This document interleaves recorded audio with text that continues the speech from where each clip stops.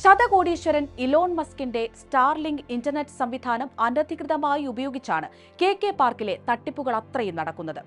ജയിലുകൾ പോലെയുള്ള ഈ കോമ്പൗണ്ടിലേക്ക് വന്നുപെട്ടാൽ പിന്നീടൊരു തിരിച്ചുപോക്ക് ബുദ്ധിമുട്ടേറിയതാണ് എന്നാണ് റിപ്പോർട്ടുകൾ. ഉയർന്ന ശമ്പളം വാഗ്ദാനം ചെയ്യുന്ന വ്യാജ തൊഴിൽ പരസ്യങ്ങൾ നൽകിയാണ് ഇവിടേക്കുള്ള റിക്രൂട്ടിംഗ് നടക്കുന്നത്.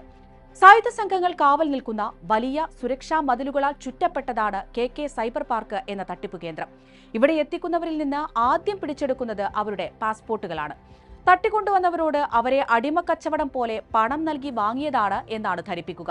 ആ കടം വീട്ടാൻ വേണ്ടി ദിവസം 12 മണിക്കൂർ വീതം പണിയെടുക്കണമെന്നും ആവശ്യപ്പെടും. ഇതിനെ എതിർക്കുന്നവർക്ക് കടുത്ത പീഡനങ്ങളാണ് സഹിക്കേണ്ടി വരിക എന്നാണ് റിപ്പോർട്ടുകൾ. അടിക്കുക, ഷോക്ക് ഏൽപ്പിക്കുക, പട്ടിണിക്കിടുക തുടങ്ങി നിരവധി പീഡനങ്ങൾ അങ്ങനെയുള്ളവർക്ക് സഹിക്കേണ്ടി വരും. പിഗ് ബുച്ചറിംഗ് പോലെയുള്ള തട്ടിപ്പുകളാണ് ഇവിടെ പ്രധാനമായും നടക്കുന്നത്. ഏതാണ്ട് ഹണി ട്രാപ്പ് പോലെയുള്ള പരിപാടി.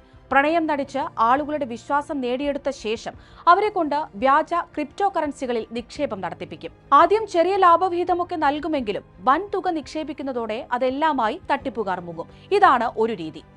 ഈ തട്ടിപ്പിലൂടെ സമ്പാദിക്കുന്ന പണത്തിന്റെ ഒരു വിഹിതം നികുതി എന്ന പേരിൽ സൈനിക ഭരണകൂടത്തിനും നൽകുന്നുണ്ട് എന്നാണ് വിവരം. അതിനാലാണ് തട്ടിപ്പ് സംഘങ്ങൾക്ക് വേണ്ട എല്ലാവിധ സൗകര്യങ്ങളും സൈനിക ഭരണകൂടം തന്നെ ഒരുക്കി നൽകുന്നത്.